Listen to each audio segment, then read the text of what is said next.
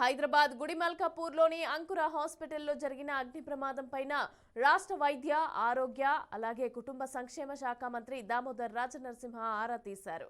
ఇక ఆసుపత్రిలో జరిగిన ప్రమాద ఘటనపైన వైద్య ఆరోగ్య శాఖ సెక్రటరీ డైరెక్టర్ ఆఫ్ హెల్త్ ను విచారణకు ఆదేశించారు.